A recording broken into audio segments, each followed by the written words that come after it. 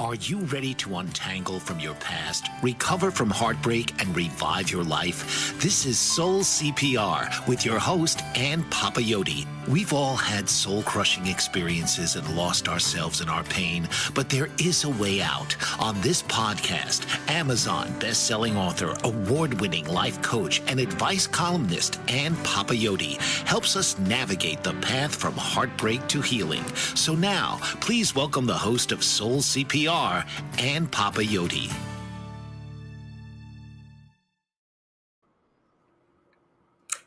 Hello, I am curious. Do you wear a mask in life?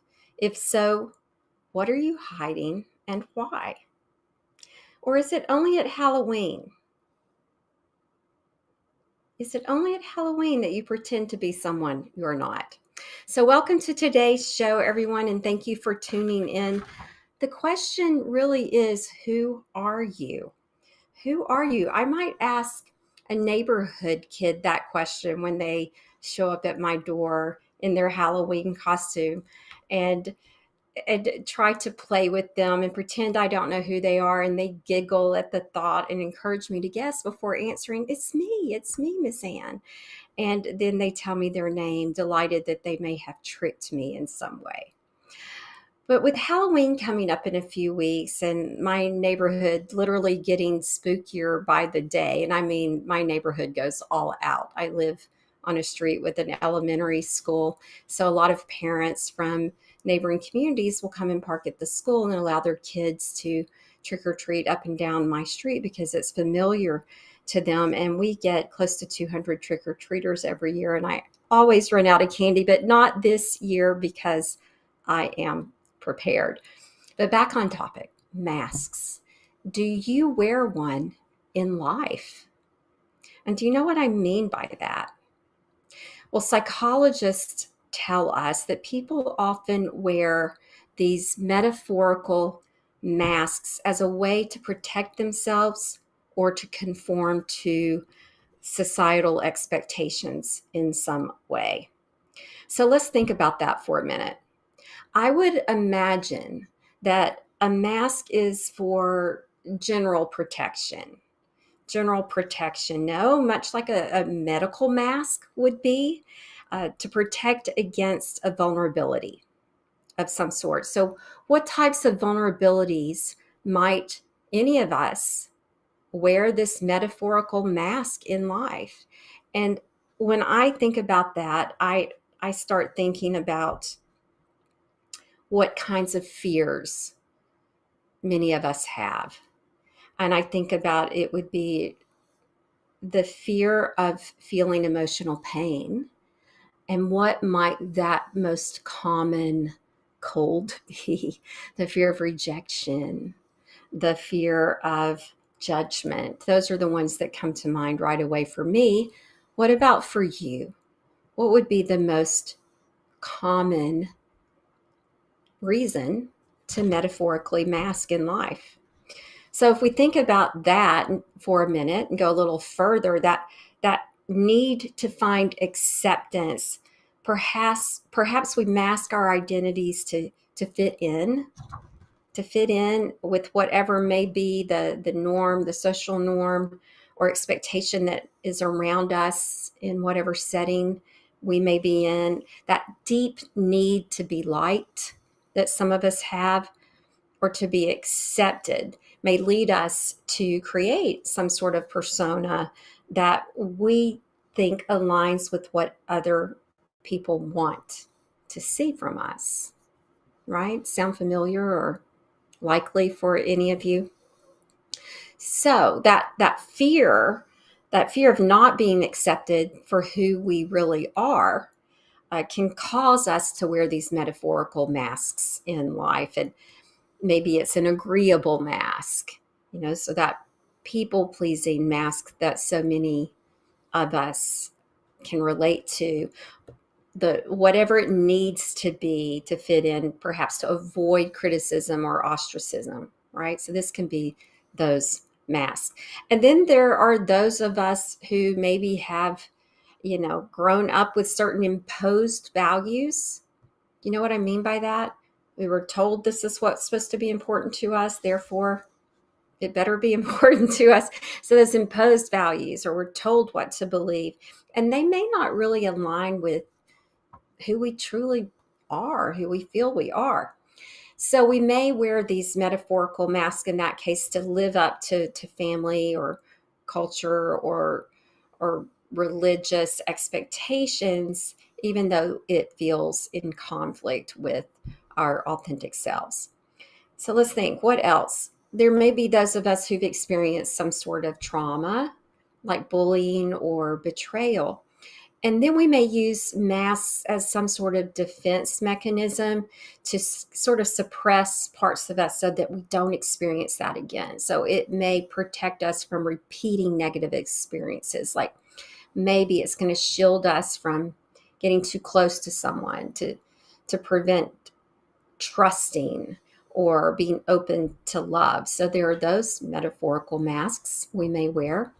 Again, uh, blocking us from negative experiences. And my last thought on this would be that there are those who play masks or wear masks to play specific roles in life, right? To be the perfect parent or the perfect employee, or to have some sort of um, image in a role that you play in life. And I hear people tell me often in my line of work that they lost who they were in a certain role. Have you ever said that or thought that about yourself? I've heard people say, even last night's support group, I don't remember what I like and dislike.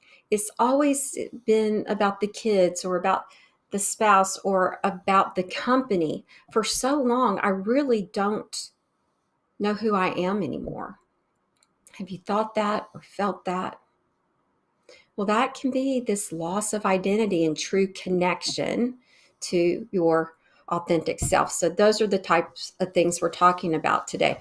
Well, ultimately, wearing masks help us navigate what I would call the complexities of life, help us kind of deal with life, but doing so over time does disconnect us from our true self. So unmasking, if you will, unmasking is part of the journey toward authenticity and self-discovery.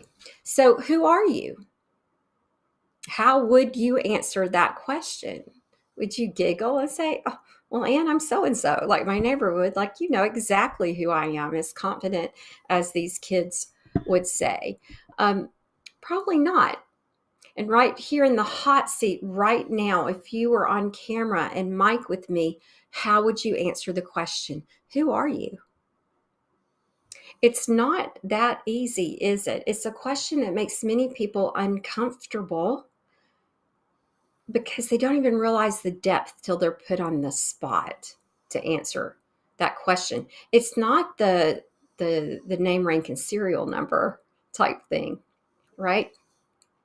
Most people want to answer with their roles and responsibilities. That tells me what you do, but not who you are. So it's a very different question.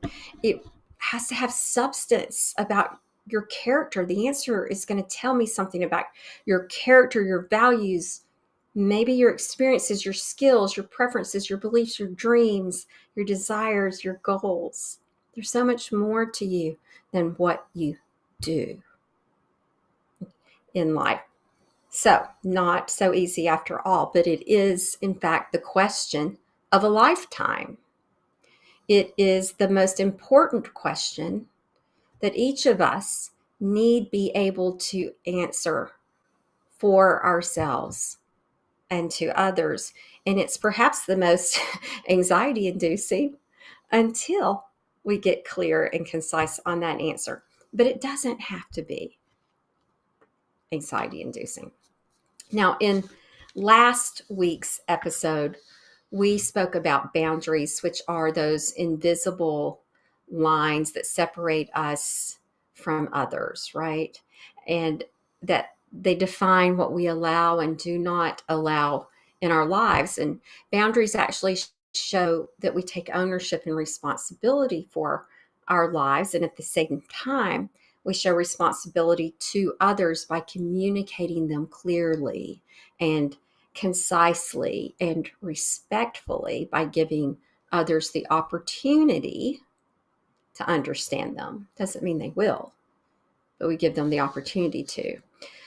Now, once you know who you are, you will use boundaries to protect this definition of who we are, to protect, to prevent any threat to who we are, and then possibly to restore that definition of who we are if we have lost ourselves or that connection to self. So boundaries are very important, but the bottom line is we cannot have healthy boundaries if we do not first have um, a clear and confident sense of self. And that is why we're talking about this today. So discovering or rediscovering who you are can take you on a journey through your past that can be challenging. A lot of people don't like to look back, but really, that's where the answers are. And I assure you, this is the most rewarding work that you will do in your life. All right. So, who are you? And what are the layers of your identity? There are many. And how were they created? So if we take the metaphor of a house, okay, your foundation was laid for you as a child in those first 5 years. So your parents, your caretakers, the most influential adults in your life, um, religion, culture, rituals, holidays, what you experienced, what you witnessed, what you observed, what you were shown to be safe and unsafe, what was loved and what was unlovable, what was allowed, what was disallowed, what you were told was important, what you were shown was important. All of this created the foundation of the house of you, if you will, if you can follow along with this metaphor. And it's cemented the base of you. To explain how foundational the first 5 years are, Adolf Hitler was actually quoted as saying, "Give me a child until he is 5, and I will give you a Nazi." So our beliefs are formed. It's so critical those first 5 years. So one way to think of it is whatever and whomever had the greatest influence and control in your life those first 5 years, those foundational years, what was allowed and disallowed, what you were exposed to, formed the base of the house of you. And then the house framing, so to speak, began as you attended school and were exposed to other influential adults, as in teachers and coaches, and had peer interactions and maybe were around other cultures and learned how to play with others and discovered what you were good at as well as what challenged you. And then as you aged up, you kind of designed and decorated the interior and exterior of the house of you. Maybe you chose the colors and the facade of the house. And by this I mean your hairstyles and your clothing and the music you listen to and your behaviors and choices. You started having more choice of, or did you? Because it depends on how much control from your influencers was happening in your life. This internal design was happening at the same time as the external choices. And some of us had alignment with the internal and external. And some of us did not. There was a masking already starting to happen on the outside, because on the inside, maybe there was uh, a resistance, a rebel, a struggling, because maybe we weren't allowed for the outside to match how we really felt on the inside. We had to meet the expectations of others on the outside. And then there are others of us that we did what we wanted on the outside, but there was a guilt feeling on the inside. So we have a struggle happening, a conflict of values might be happening, and we didn't understand it. But regardless, all this is happening, and we're learning to mask one way or another. And then I would say there are those who learn to conform until midlife, and then maybe the crisis hit, and then the rebellion started on the outside with the um, younger car and newer person, if you will. Or, and that's the obvious ones, or maybe it started on the inside with an awakening, and there has to be more and a deeper search for meaning and purpose because the identity was lost along the way, or there was always a life conforming to expectations and they've lost connection to who they really were. So sometimes there has to be something happen in life to trigger this, not just midlife by age, but something like a breakup, a divorce, the death of a loved one, a job loss, retirement. There might be, they're in a position to start over in some way. And there's this empty nesting even. There's an opportunity now to say, who am I? And I'm ready to figure that out. It's time for our first break, so don't go far. When we come back, there'll be more Soul CPR and the journey to discovering who you are. Mike Zorich, a three-time California state champion in Greco-Roman wrestling at 114 pounds. Mike, blind since birth, was born in Hartford, Connecticut. He was a six-time national placer, including 2 seconds, 2/3, and 2/4. He also won the Veterans Folk-Style Wrestling twice at 152 pounds. In all these tournaments, he was the only blind competitor. Nancy Zorich, a creative spirit whose talents have taken her to the stage and into galleries and exhibitions in several states. Her father, a commercial artist who shared his instruments with his daughter and helped her fine-tune her natural abilities, influenced her decision to follow in his footsteps. Ms. Zorich has enjoyed a fruitful career doing what she loves. Listen Saturday mornings at 12 Eastern for the Nancy and Mike Show for heartwarming stories and interesting talk on the BBM Global Network. Are you struggling to care for elderly parents or a spouse? Do you wonder if being a caregiver is making you sick? Are you worried about taking time off work to care for elderly parents and balance work, life, and caregiving?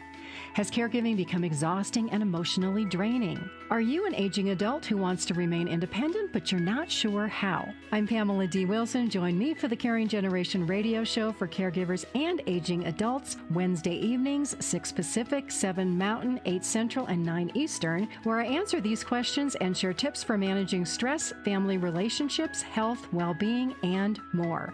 Podcasts and transcripts of the Caring Generation are on my website, PamelaDWilson.com, plus my caregiving library, online caregiver support programs, and programs for corporations interested in supporting working caregivers.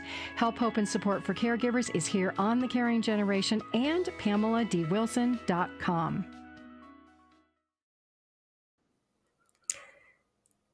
Welcome back. And again, thank you for joining me today. This is such an important topic, truly being able to answer the question, who are you?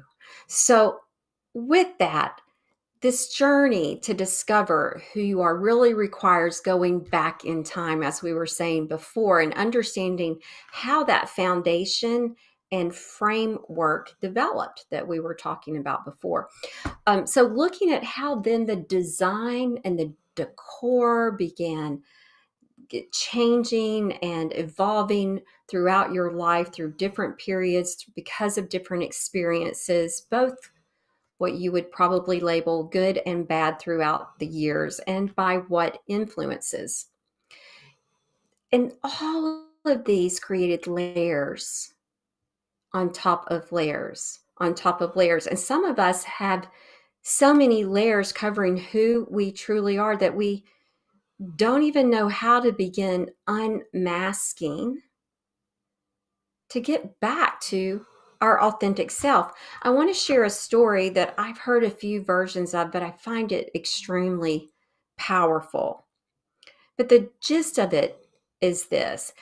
In Bangkok, there is a golden statue of Buddha that stands approximately 9 feet 8 inches tall and weighs about 5.5 tons.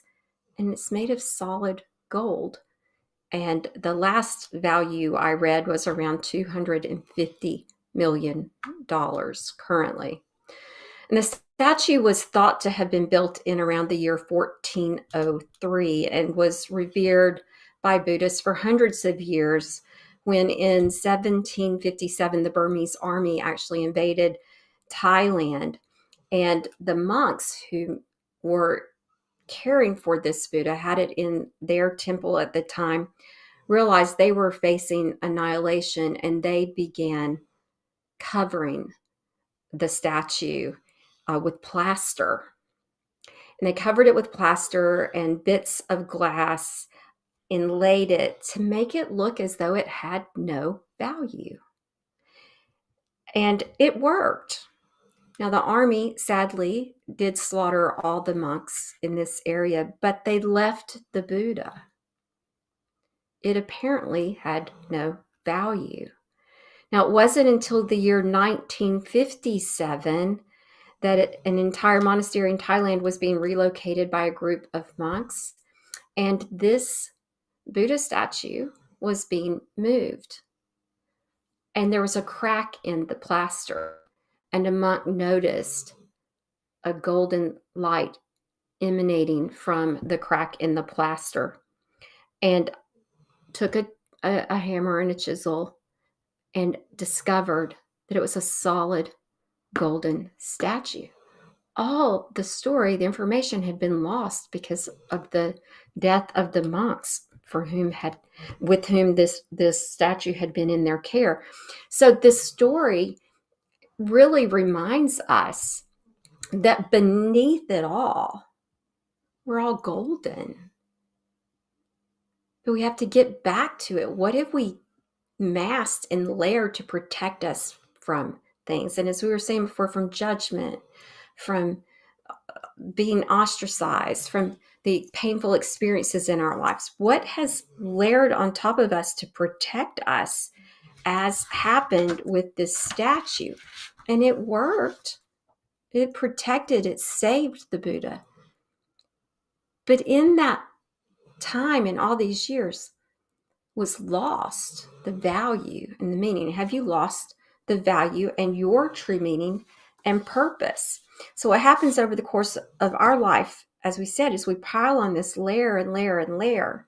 And the heaviest layer that we truly pile on ourselves, it's our own limited thinking. It's associated with ego, which it does not mean that what some people associate ego with. Ego is really negative thinking, okay? It goes down to when we feel victimized and in conflict with life, that life is happening to us and not for us, and our ego is really tied into that.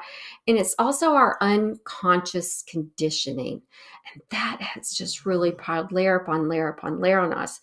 And with that, the first layers were those external influences that we were talking about, from family, from teachers, from culture, from religion, all these things that maybe were intended for good, but created maybe a conflict within us about who we were and who we were meant to be. And bosses, coworkers, society, our experiences, all this, the media, the church, government, everything that you can think of that's had any kind of influence in your life has created some kind of layer and masked you, maybe to protect you, maybe to prevent something. It's also robbed you of time, your time to shine. So underneath it all, Our original self, which is connected to our higher purpose, is there. So if this is something you've struggled with, then do listen up. So the secret to finding our own golden Buddha is to start unmasking. And it doesn't lie in the future. Again, it lies in the past. We have to start chipping away at our layers, peeling them off one at a time. And it is challenging work to look back. A lot of people just want to, hey, I'm moving forward, I'm going to keep going. But that's how we often find we repeat patterns and struggles because we haven't dealt with the past, healed traumas, and we haven't reconnected to the truth of who we are. So the first thing for reconnecting to who we are is to reconnect to childhood passions. Seems simple, but we've lost them often, right? So things that brought joy into our life and things that when time stood still, because when time stood still, you were in flow, the flow of life.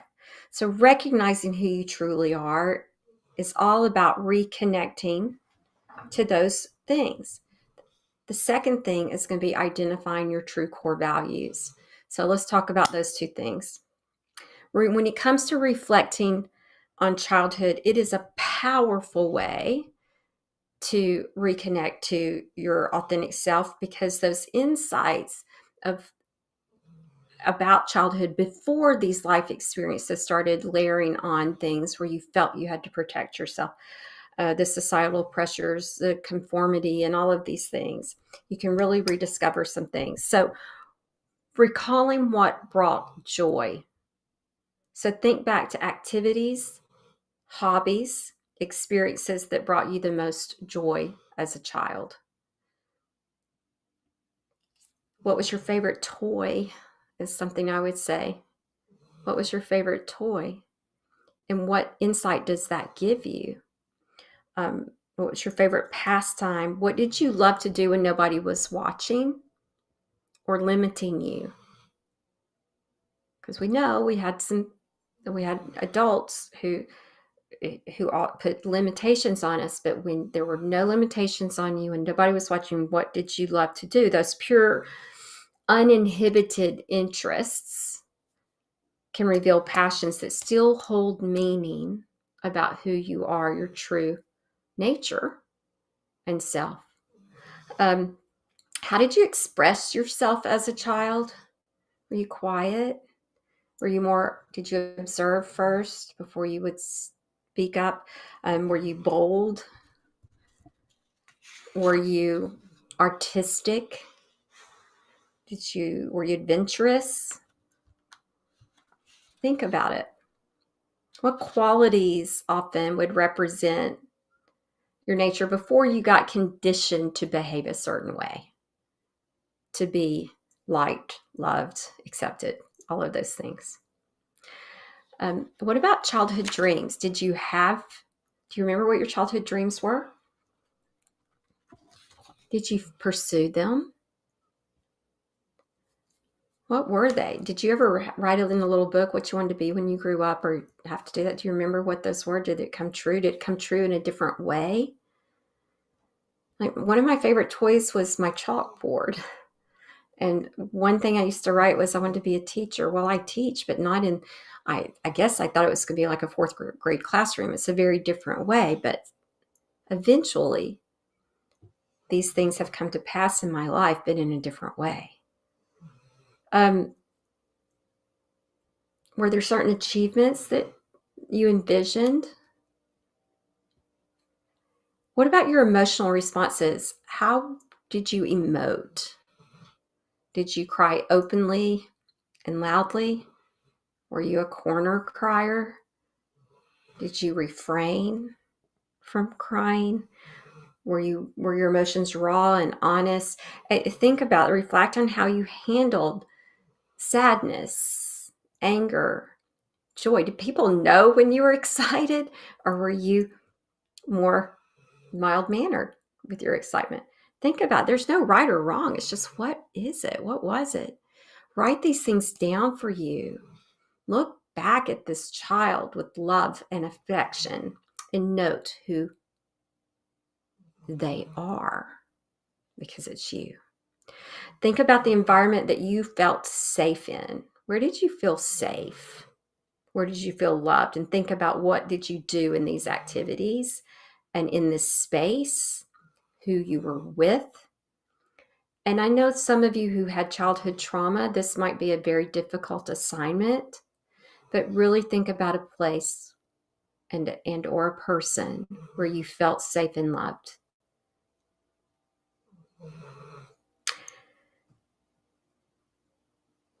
Look at the stories you told. Children love stories, right? There's a lot of where it's playing games and all, being a hero, explorer.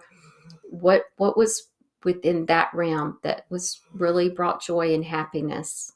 What was it? Were there other people involved? Was it you alone?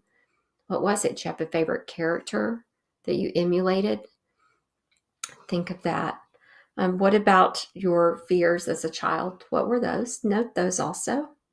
Challenges and fears, because those tend to follow us so we want to know those, so we learned how to protect our true nature. So let's look at those too. And what were your relationships like as a child? Were you somebody that had a multitude of friends? Did you have a best friend? Did you have an imaginary friend? Talk about, what were your relationships like? And did you have adults as friends when you were a child? What were your relationships like? So explore, feel free to explore who you were as a child and really do that work, because that's going to give you so many wonderful clues that you can go back and just reclaim this childhood. And let's use that to really figure out who you were. And let me give you one more really big clue. If you have any pictures from your childhood that are from happy times that you can look at, they're so revealing to look at that face and maybe what you were doing or when you received a gift. And you can really choose some wording and some things that are going to help you describe yourself as a child. It's going to remind you. A picture I used in doing this very exercise for myself, it was my 9th birthday, and I'd been given my bicycle, and I'm holding a doll, and the look on my face reminded me that I was shy, but I was adventurous. It's my bike, but I was a nurturer holding my baby. So think back, looking at those things, and describe yourself as a child. It's time for our second break. Don't go far. When we come back, we're going to talk about the second part of this, which is knowing your core values and what that means.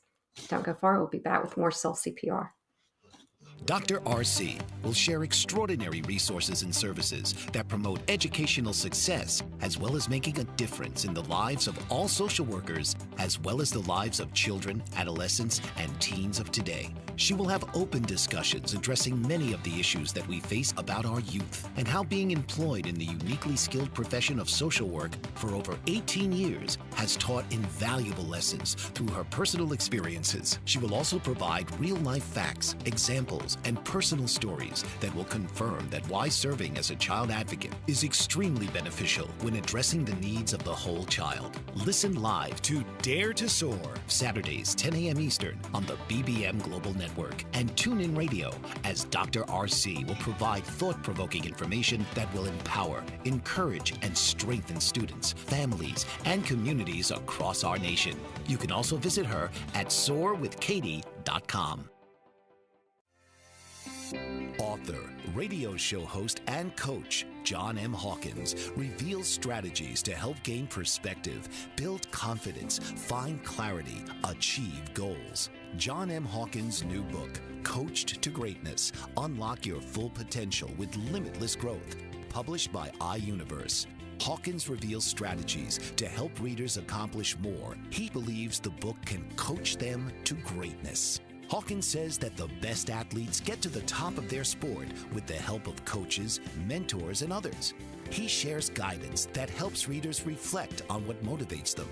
We discover and assess their core values, philosophies, and competencies, find settings that allow them to be the most productive, and track their progress towards accomplishing goals. Listen to John Hawkins' My Strategy, Saturdays, 1 p.m. Eastern on the BBM Global Network and TuneIn Radio. Hello again, I'm Ann Papayotti, and this is Soul CPR on Bold Brave TV. Thank you for joining me today as we talk about that really big question of who am I? So unmasking and peeling back the layers that have been there to protect you and understandably so through the years and because of experiences in life have helped also disconnect you from your authentic self, most likely. So getting back to that, really the most wonderful exercise is to go back and think about those wonder years, if you will, of childhood. No matter what type of child you had, is to go back and find those moments when you were allowed to be free and to have that sense of curiosity and openness and wonder, and to think about how you were when you were just you, and as you grew. It's there are things that we've forgotten. There are things that we've possibly repressed or silenced throughout the years. And that reconnection is going to help you really get in tune with your authentic nature. So the second thing that I find is critical for knowing who you truly are is identifying what's known as your core values. Now, we were talking earlier about how the house of you was constructed, that in those first 5 years of childhood, the foundation of the house was laid for you. But then the framing started happening as you had more experiences, as you attended school, and then the decorating, designing, which changed, like paint colors and and furniture that would change as you learned more, as your ideas changed, or your thoughts or your beliefs. You would redecorate and redesign or replant the garden and the landscape throughout your life. Now, what's interesting to note is that some people have contradictory thoughts with even their foundation. There are cracks in the foundation. Others, the foundation's solid. Yeah, that's really the core of who I am. But the framework, I needed to knock a wall down here and move it there, and wasn't working for me. Like the flow of me wasn't working. I needed a bigger kitchen and a smaller living room. Thinking of the house as the metaphor. Think about what you have done, what you have challenged, what you have not throughout your life. But knowing what you stand for matters. There's that saying that if you don't stand for something, you'll fall for anything. And now, that said, it's important to trust yourself enough to be able to be open to new ideas, to learn, to listen, and to grow, and to discern for yourself what feels right for you, and not to be changing framework and colors and just to meet someone else's expectation or to be liked and accepted, which is what we're talking about in the first part, which could be why you have many layers of paint or many changes or many whatever in the design of your home. But getting back to that core, the foundation that was built, the first thing I want to do, there are a lot of values that are in that foundation. And what I encourage you to do is to first challenge the values that are there. And do you know what I mean by values? These are going to be things like accountability and courage and achievement, adaptability, compassion, creativity, kindness, altruism, honesty, acceptance, respect. A lot of ways in how you values and how you show up in life, how you intend. Like if you think about a corporation, they'll have a mission statement, And there's values words in that, saying this is how we intend to serve our customers. So think about your values. They would be the how you intend to show up and live your life, how you intend to be in this world. You can Google values words. You can go to my website. I have a blog entitled Who Are You? And there's a link to a list of values words to help you define that. But sometimes, we value boldness, we value being brave, we value excellence, we value education, perhaps we value integrity, we value communication, we value um, just commitment. Here's one way to know what you value. You know what you value when something creates conflict in you because a value's been violated, rubbed against, desecrated perhaps somehow. So you know you value honesty if you're upset when you discover someone's lied to you. Then honesty is probably a high value for you, right? I like to encourage people to watch movies or read books, and you'll know if you really relate to a character. Why? What values do you have in common? Or you get upset for a character. Why? What value did another character rub against in how they treated that character? So this is how you can start discerning your values, but know your values. But one thing that you can do, you need to challenge your values and say, in that foundation, are they fear-based or are they conscious-based? Meaning fear-based. It was given to me. It was set in stone for me because I had to think that way. I had to believe it. I had to live that way, or I was not accepted, loved, etc. Make sense? Now, it could have been set in stone for you, and it is exactly how you feel authentically. You believe it. It's part of you. And it doesn't have any fear attached to it all. That's exactly who I am. So, but challenge each and every value that was planted for you, cemented for you, to make sure it's now consciously chosen and recognizable as authentically you. If not, you can always rebuild the house.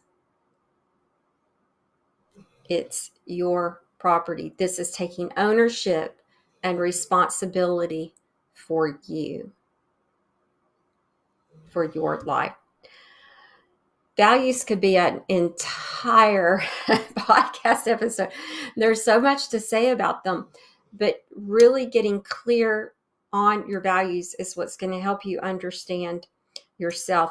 I really feel like knowing yourself, taking ownership for yourself, understanding why you believe certain things is so important. And I really think literacy is hugely important so that people can learn and grow and be open and know what they want to change and why they want to change it to align with who they are. And yet our adult illiteracy rate is incredibly high in this country. And sadly, that makes populations very vulnerable to propaganda and to conspiracy theories. And that's another topic for another day, or really for another program altogether. But let me tell you how guilt and shame work when it comes to values. I love guilt, and I've probably said this before, and I'll say it again. It doesn't hurt to hear something twice. Guilt is like an indicator light in the car. Like the tire needs air, and what happens if we're not putting air in that tire? It may go flat. We may run off the road. Okay, and we're not going to get to where we want to go. Guilt is like an indicator light that we are about to run off the road. We're out of alignment with who we are. So guilt says, oops, Anne, you yelled at the dog. I said, dog, he's in here snoring. If you He was dreaming a while ago, maybe about his puppy years, listening to this episode.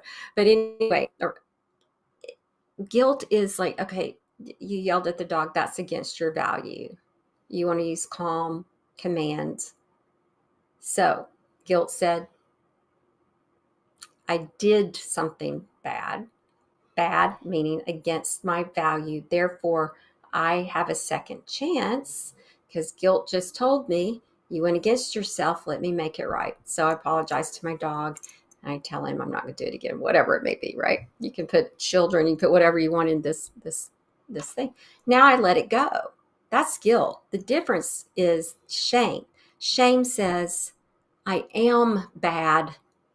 I am bad. I'm a bad person because I yelled at my dog. Now that's heavy. Shame is heavy. And that's usually carrying a judge there. And that's self-judgment, right? But it can carry a judgment of someone else. And we're allowing someone to tell us we're bad. We're a bad person because we did not what? Fill in the blank. Or because we did. So that's the difference between guilt and shame. Let guilt be a reminder, or that indicator light, if you will, that you've gone against yourself. You went against your own value. All you have to do is self-correct, put the air in the tire, make the apology, whatever it may be, and you're back in alignment with your values. Sound good? I read somewhere that guilt is an option. Guilt's an option. I like it because it's going to keep me in alignment with my values. Shame is not. Shame's a burden. It's time for our next break. Don't go far. We'll be back with more Soul CPR. Mike Zorek, a three-time California state champion in Greco-Roman wrestling at 114 pounds. Mike, blind since birth, was born in Hartford, Connecticut.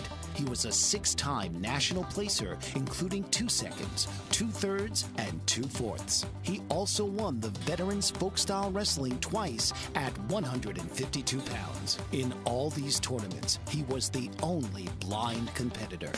Nancy Zorek, a creative spirit whose talents have taken her to the stage and into galleries and exhibitions in several states. Her father, a commercial artist who shared his instruments with his daughter and helped her fine-tune her natural abilities, influenced her decision to follow in his footsteps. Ms. Zorek has enjoyed a fruitful career doing what she loves. Listen Saturday mornings at 12 Eastern for the Nancy and Mike Show for heartwarming stories and interesting talk on the BBM Global Network.